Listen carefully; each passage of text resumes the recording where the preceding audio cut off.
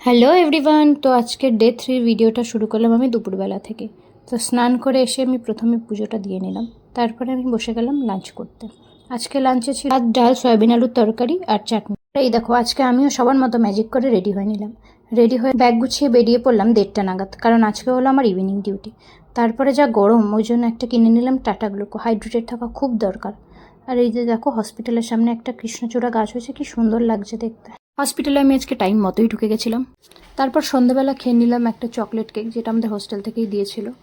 তারপর 8টা বেজে যাবে, আমরা হ্যান্ডওভার দিয়ে বেরিয়ে পড়লাম। আর রাত 8টার সময় সব দিকটা কীরকম শুনশান লাগছিল। প্রায় পৌঁছে গেছি এখন হোস্টেলের কাছে। বেশ সুন্দর হাওয়া দিচ্ছিল। তারপর আমি ঢুকে গেছি হোস্টেলে। এই আজকে রেজিস্টারটা আমার নেওয়ার দায়িত্ব পড়েছে।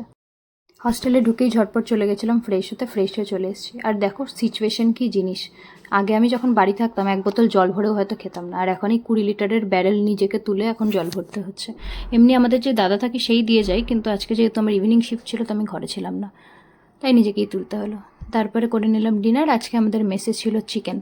সপ্তাহে একদিনই দেয়, তো ওই আর কি, কপাল। তারপর আমি ঝটপট আমার ডিনারটা সেরে ফেললাম চিকেন আর ভাত দিয়ে। ডিনার করে উঠে বেশ অনেকটা জল খেয়ে নিলাম, কারণ জল খাওয়াটা খুব দরকার শরীরে। তারপরে একটু মিষ্টি মুখ করলাম, এই কাজু বরফি খাচ্ছিলাম। কাজু বরফিটা তো আমার ভীষণ প্রিয়, তো আজকের জন্য একটু